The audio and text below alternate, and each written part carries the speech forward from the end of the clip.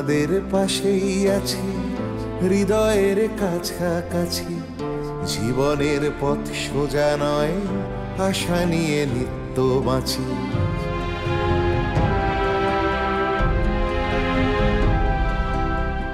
শিক্ষা ছড়িয়ে পড়ুক ভেদাভেদ শূন্য করে, এ বেলা নাই বা জুটুক, ও বেলা জুটতে পারে। বিপ্লব আসছে দেখো নারী, তুমি পিছিয়ে জানি, জ্বলে ওঠো নিজের আলোয়, মুছে দাও দুঃখ গ্লানি। এভাবে আর থেকো না হাহাকার জড়িয়ে বুকে, আমি হাত বাড়িয়ে আছি, সাড়া দাও আমার ডাকে। আমি হাত বাড়িয়ে আছি, সাড়া দাও আমার ডাকে।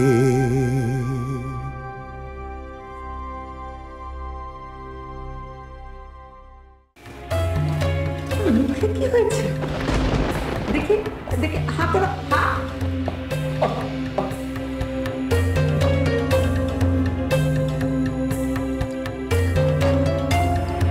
অজল, কাল সকালে মোহর কবিরাজকে আমার জরুরি খেলা দিবি।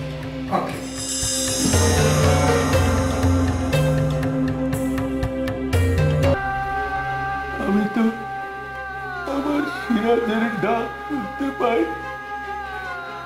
আল্লাহ কেন সিরাজের ডাক শুনতে পাইনি? আমি জান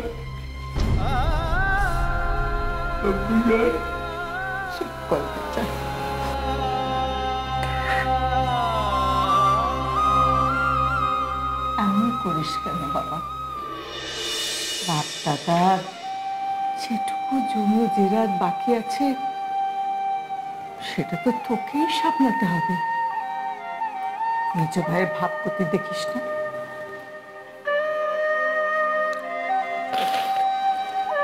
আমি জানি, মেজর সব উড়িয়ে দেবে, নষ্ট ক্ষতি করে ফেলবে, কিন্তু আমি কি করব?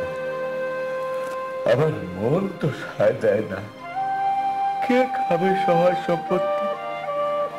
কে আছে আমার? বাবা, তাই বলে বাপ দাদা রেখে যাওয়া এগুলো ধ্বংস হয়ে যাবে? তুই মেনে নিতে পারবি? এখন তো আবার শুনছি তাহলে যারা কি যাত্রা দল বসাবে, গ্রামের সবাইকে জাফত খাওয়াবে, মেজবানি খাওয়াবে। কোন এক পীর সাহেব তাকে স্বপ্ন দেখিয়েছে, পীর সাহেব মানুষ পেলেন না, তাকেই দেখিয়েছে। কে জানে এর পিছনে কুবুদ্ধি কাজ করছে। আপনি জান, ওকে বলেন এভাবে অপচয় করলে একদিন সহায় সম্পত্তি সব শেষ হয়ে যাবে, তখন কি হবে? বললেই শুনবে? ওকে আমি পেটে ধরেছি, কত বুদ্ধি জানি না। ওষুধটা তুমি খেয়ে নিও বাবা। আমি জান, ওষুধ খেতে পারি না, গালে যে ঘাটা বেড়েছে। ভাইজান, এখন কি অবস্থা? হ্যাঁ, অবস্থা ওপারের দিকে তো এক পা বাড়িয়েই আছি। ডাক আসলেই চলে যাব, ডাক তো আসছে না রে। আচ্ছা, তোমার মুখের ঘাটা কি অবস্থা? কাল একবার মোহর কবিরাজকে ইফতালা পাঠিয়ে। মোহর? ওই মোহর কবিরাজ হাতি ঘোড়া গেল তল, আর ওই মোহর কবিরাজ ভাই যেটা অসুখ ভালো করতে, ওকে ৩০ আমি ঢুকতে দেবো না। এই বাড়িতে কে ঢুকবে না ঢুকবে সেটা আমি ঠিক করব। আমি এখনো বেঁচে আছি, যদি নাই দিতে হয় তাহলে তোমার সাথে যারা দিন রাত তোমার দাবিদারি করছে, উৎকোচাই করছে। আপনি জানো সব কথা তো মোহন কবিরাজ যেহেতু আমি জানতে সিদ্ধ করে ফেলেছি, তাই আমি জান দিয়েছি চাচ্ছি তাকেই খবর দে তাতে করে আমার মনে শান্তি। বেশ, তোমরা যা ভালো বুঝে করো, আমি জানতে পারবো না। আর একটা কথা, তুমি নাকি তহলিলের যাত্রা বসাচ্ছ, গ্রামের সবাইকে মেজবানিতে দাওয়াত করেছ, হ্যাঁ, টাকাটা আসবে করতে আর তো শূন্য। এখন বাজে খরচ করা চলবে না। এটাকে আপনি বাদে খরচ বলছেন? বীর বাবার স্বপ্নাদেশ। আদেশ পালন করতে হয় নিজের পয়সায় করে, তহবিল থেকে একটা পয়সা পাবে না। ও, বড় ভাইজানের কি একই মত? বিষয়টা তুই না হয় আরেকবার ভেবে দেখ। ভেবে দেখেছি, তোমরা সবাই একজোট হয়ে আমাকে অপমান করতে চাও। সবাইকে নিমন্ত্রণ করা হয়ে গেল, আর এখন তোমার আগেই আমাদের সঙ্গে আলোচনা করা উচিত ছিল। ছিল। আসলে তখন তো বুঝতে পারিনি সম্পত্তির ভাগের পরিমাণ তোমাদের বেশি। আচ্ছা, এই অপমানের কথা আমি মনে রাখবো। ধরো যে মহাজনী শোষণ এবং মানুষের আলসেমি দুটোই একটু দেয়। দেখো, গ্রামের মানুষ তাদের পূর্বপুরুষের সয় সম্পত্তি বেঁচে খাওয়া ছাড়া তার কোনো কাজ নেই। আলসেমি, পাড়াপড়শির সাথে ঝগড়া বিবাদ, পেছনে লেগে থাকা, 12 মাসে 13 পার্বণ, এ নিয়েই তো বেঁচে যাচ্ছে। এটা তুমি ঠিকই বলেছো। বাপ দাদাদের অন্ধ অনুকরণ করতে গিয়ে যুগের তফাৎটা বুঝতে পারে না। আরে এখন যে ঘোর ইংরেজ আমল, হচ্ছে মহাজনের চেয়ে বড় মহাজন, শোষকের চেয়ে বড় শোষক। আসবো কবিরাজ মশাই? এসো। জি, ওয়ালাইকুম আসসালাম। ও তুমি? বেগম আম্মার আবার কিছু হলো নাকি? না না, বেগম আম্মা নয়, এবার বড় হুজুরি। তিনি খুব অসুস্থ, কয়েকদিন যাবৎ হাঁটাহাঁটিও করতে পারছেন না। বেগম আম্মাই আপনাকে এত্তেলা দিয়েছে। কি আশ্চর্য, বড় মল্লিকের এত বড় অসুখ, কেন কাকে জানাওনি কেন? ঠিক আছে, বেগম আম্মা যখন এত্তেলা দিয়েছেন নিশ্চয়ই যাও। আর একটা কথা কবিরাজ মশাই, বলো বলো। বেগম আম্মা বলে দিয়েছে, মেজ কর্তা যদি আপনাকে কোনো কথা বলে, সেসব কথা কানে না তুলে সোজা অন্ধরে চলে আসে। ঠিক আছে ঠিক আছে, আমি তো কদিন আগেই গিয়েছিলাম, তো বড় মল্লিক কাউকে কিছুই বললেন না। তোমরা কি এমন হলো? সে আপনি ওখানে গিয়েই শুনবেন। আসি আসি, আসসালামু আলাইকুম।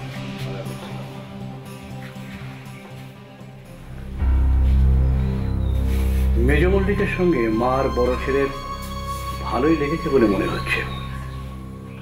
যাও হে মোহর, সেখানে গেলে মেজ মল্লিকের যাত্রার স্বপ্নদেশের ভাওতাবাজিটা বুঝতে পারবে।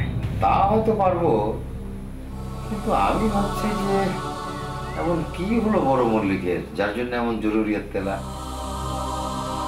সোমনাথ, গ্রামে এই একটা মুরব্বী ছিল, কিন্তু স্ত্রী পুত্র হারিয়ে সেই যে ঘরে দুয়ারেটা বসলো, আর মনই তো শরীরের মন্দির ভায়া। মনে নেই মহর্ষি চরক কি বলে গেছেন? আজ হয়তো শরীর শ্রান্ত, কাল সকালে অবশ্যই বেগম আম্মা এত্তেলা দিয়েছেন বড় মল্লিক অসুস্থ। কিন্তু কি অসুখ, কতটা গুরুতর, বড় মল্লিকের ভালো মন্দ একটা কিছু হয়ে গেলে গায়ের গরিব মানুষগুলো ভেসে যাবে। তাদের কি হবে তখন সোমনাথ?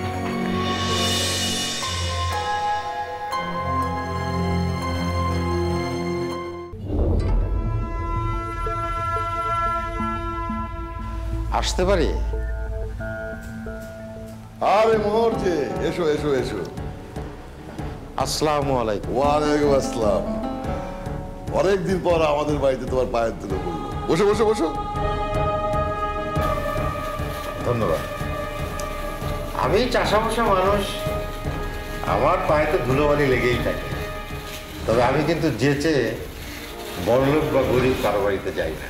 সে কি কথা বলছো? তুমি চাষা বসা হতে যাবে কেন? তুমি হচ্ছে কোবরেজ, মুসলমান হয়েও তুমি কোবরেজ। তোমার বাপ দাদা চাষা বসা ছিল, আর তুমি হিন্দুর ঘরে পড়ালেখা করে কোবরে হয়েছো। তুমি তো কোবরেজ। আচ্ছা মোহর, তুই ব্যাপক কবিরাজি হজম করে ফেললে? নিজের পক্ষে চাচ্ছি বা ওসব কথা থাক মল্লিক মশাই। বেগম আম্মা আমাকে ইত্তেলা দিয়েছেন। ও আচ্ছা আচ্ছা। ফজল, ফজল, আজ্ঞে হুজুর। বেগম আম্মাকে গিয়ে বলো মোহর কবিরাজ এসেছে। আজ্ঞে।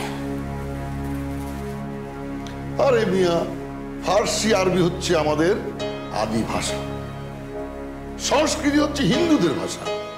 তুমি কেন সেটা শিখতে গেলে? ধ্যানে আর জ্ঞানে হিন্দু মুসলমানের পুঁথি বলে তো আলাদা কিছু থাকে না। আলবৎ থাকে। পার্টি পিস না জাদুর গায়ে হাত বুলাস? যা থেকে থেকে।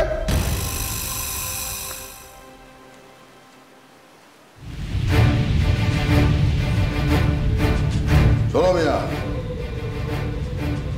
পুঁথির যদি পার্থক্যই না থাকতে, তাহলে এক রাজা এসে আরেক রাজার সময় পুঁথি পোড়ায় কেন? হুজুর, আম্মা হুজুর কবিরাজ সাহেবকে ডেকেছে। যাকে সেসব কথা, আমার আবার ওইসব আয়ুর্বেদের প্রতি কোনো বিশ্বাস নেই। সাহেবরা তো বলেছে সব বুঝলু কি, বিলেত থেকে ওষুধ এলো বলে। ভালোই তো, চিকিৎসা শাস্ত্র যত আধুনিক হবে ততই মঙ্গল। কিন্তু আমাদের আয়ুর্বেদও কিন্তু মিথ্যে নয়। ওই ইংরেজরা যত কিছুই বলুক না কেন। আপনার কি আর কিছু বলার আছে? হ্যাঁ, বলার তো অনেক কিছুই ছিল, কিন্তু ওদিকে বেগম আম্মার তো তোমার প্রতি আবার অগাধ বিশ্বাস। যাও, তার সাথে দেখা করো। চলো, ফিরে যাওয়ার সময় আমার সাথে দেখা করে যেও। তোমার সাথে আমার অনেক কথা আছে। আসি, আসসালামু আলাইকুম।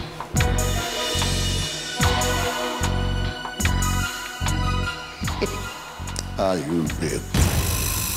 5 একে 5, 5 দুগুণে 10, 3 পাঁচা 15, 4 পাঁচা 20, 5 পাঁচা 25। আজ এ পর্যন্তই থাকলো। কাল কিন্তু আমি পড়া ধরবো। বাড়িতে সকলে ঠিক মতো পড়ে আসবে, ঠিক আছে? আজ ছুটি।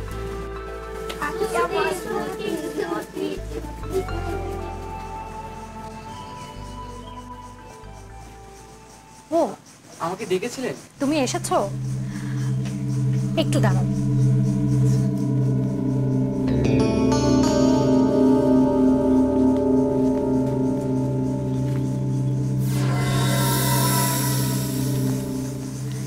এই চিঠিটা তোমার বাবাকে দিতে, খুব সাবধান। চিঠির কথা যেন কেউ জানতে না পারে, এমনকি তোমার মাও না। তোমার বাবা যখন কবিরাজ ঘরে একা থাকবেন তখন তাকে দিবে। আমি তোমাকে বিশ্বাস করতে পারি তো আমার? ঠিক আছে, যাও। কিন্তু কি আছে এতে? গোপন কথা? আমার জীবন কাঠি আছে রে বাবা, জীবন কাঠি। আচ্ছা, আসি তাহলে আজকে। যাও।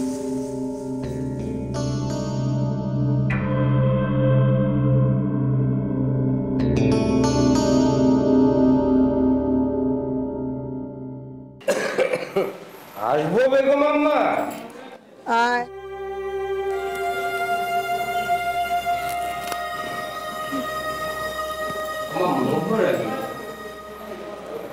আম্মা, আসসালামু আলাইকুম। ওয়ালাইকুম আসসালাম। বসো বেটা। ঠিক আছে আম্মা। আম্মা, আপনি আমাকে জরুরি তলব করেছেন। আপনার শরীর ঠিক আছে তো?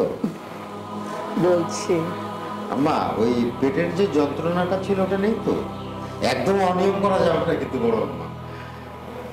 আমার কথা ছাড়ো, আমার তো 3 কাল শেষ। এ কথা কেন বলছেন বড় আম্মা? আমাকে বলতে দাও বেটা। আমি তো চলেই যাচ্ছিলাম, তোমার এলাজ হাতযশ আমাকে ধরে রেখেছে। বড় আম্মা, খোদা তাআলা যখন ডাক দেবেন তখন তো সবাইকেই যেতে হবে, কিন্তু যতদিন বেঁচে আছেন ততদিন তো ভালো থাকতে হবে বড় আম্মা। ভালো থাকবো? কি করে ভালো থাকবো মোহর? ওই দিনের ওই ঘটনার পর মন তো কারো বশ নয়। আমি জানি আম্মা, তবুও যতদিন বেঁচে আছেন। আমি বাঁচতে চাই না মোহ। আমার দু চোখের মনি, আমার দাদা ভাই, আমার আদরের সিরাজ চলে যাওয়ার পর আমার আর একটা দিনও বাঁচতে ইচ্ছে করে না। এখন শুধু অপেক্ষা করে আছি কবে তার ডাক আসবে, চলে যাব। বড় আম্মা, আপনি আমায় ডেকেছেন কেন? বাবা, আমি আমার মেজর ব্যবহারের কথা তো জানি, কিছু তুমি মনে করো না। ছেলে পুলের বাপ হলো না তো, হবেও না। সারাদিন আছে শুধু হল্লাবাজি আর আড্ডা। ইয়ার বন্ধুগুলো জুটেছে ওই রকম। না বড় আম্মা, আমি ওনার কথায় কিছু মনে করিনি। আমি জানি মোহর, তুমি বুঝদার মানুষ। আমি তোমাকে ডেকেছি অন্য কারণে। এই গ্রামের সবচেয়ে এলেমদার দয়ালু যে মানুষ, তার জন্যে আমার ছেলে আকরাম। বড় ভাইজান? হ্যাঁ বেটা, আকরাম ছিল এই গাঁয়ের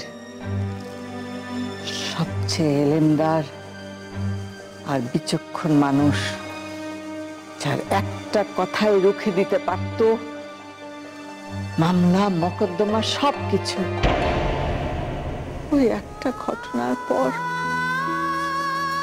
সব কিছু বদলে গেল। এত উত্তেজনা এই বয়সে ভালো না বড় আম্মা। সেটাকে আমি ভালো বুঝি না মোহর। শুধু দিনরাত আল্লাহ পাকের কাছে এই দোয়া করি, মাবুদ তুমি আমার বেটার মন থেকে ওই স্মৃতিটা মুছে দাও, মুছে দাও।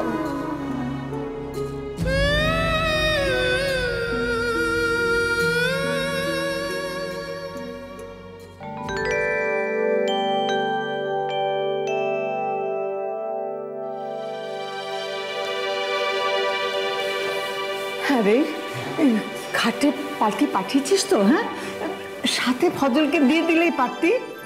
তোর বেড়াগুলো তো এক একটা ফাঁকিবাজ। শুয়ে বসে থাকতে থাকতে হয়েছে তো কুড়ের বাদশা। কোথাও বসে যদি সময় কাটায়। আমি জান ওদেরকে অনেক আগেই পাঠিয়ে দিয়েছি, সঙ্গে ফজলও আছে, একটুও দুশ্চিন্তা করবেন না। না, দুশ্চিন্তা করবে না।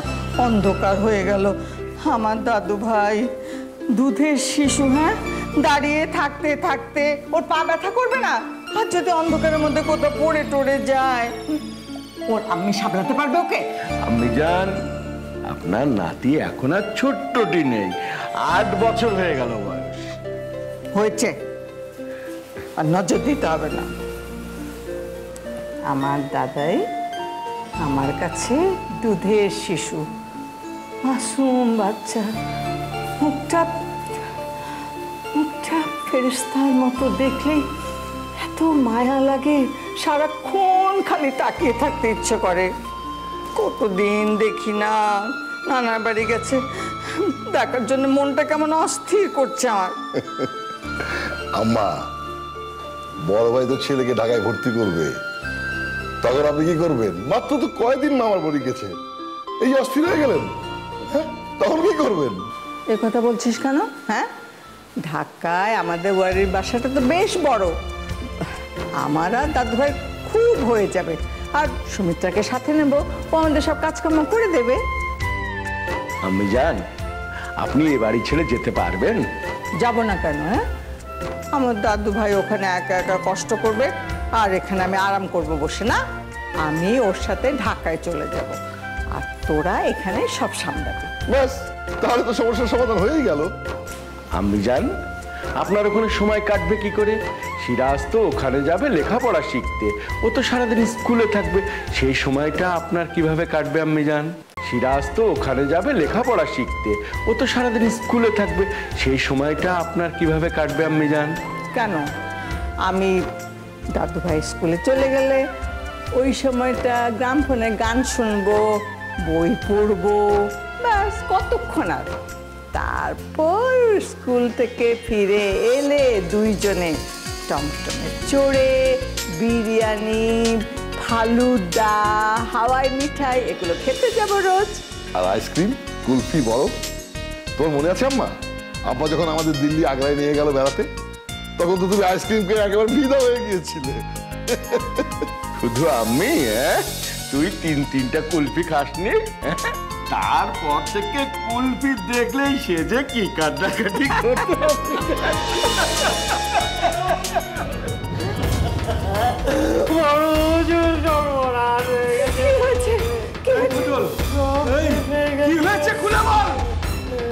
আমাদের নৌকাটা যখন দলেশ্বরী দিয়ে আসছিল, মাঝ নদীতে যখন নৌকা, তখন হঠাৎ করে ঝড় উঠলো, নৌকাটা ডুবে গেছে।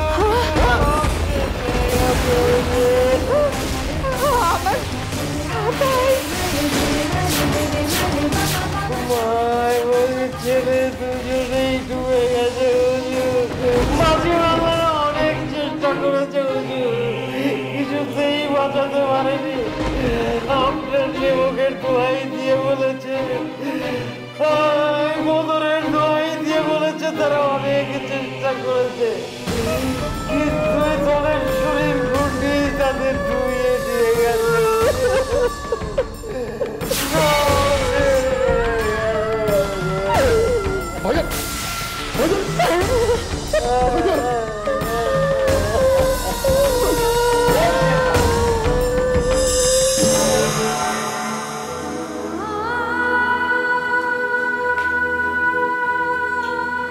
ধলেশ্বরীর বুকে সেই জোড়া হারিয়ে গেল, আর তাদের খুঁজে পাওয়া গেল।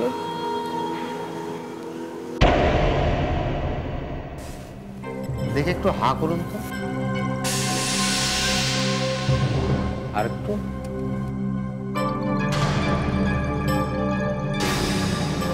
সর্বনাশ, গালে চক্রের মতো সাদা দাগ, সেখানে কাঁচা ঘা। এ তো হায় আল্লাহ, কর্কট রোগের লক্ষণ।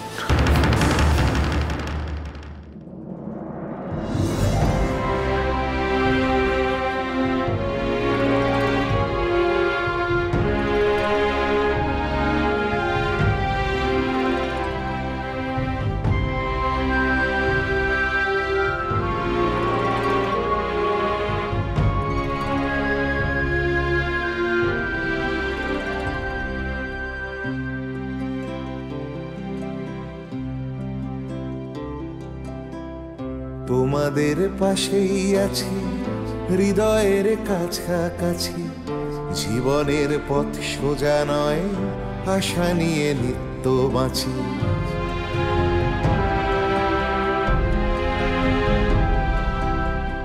তোমাদের পাশেই আছি, হৃদয়ের কাছাকাছি, জীবনের পথ সোজা নয়, আশা নিয়ে নিত্য বাঁচি।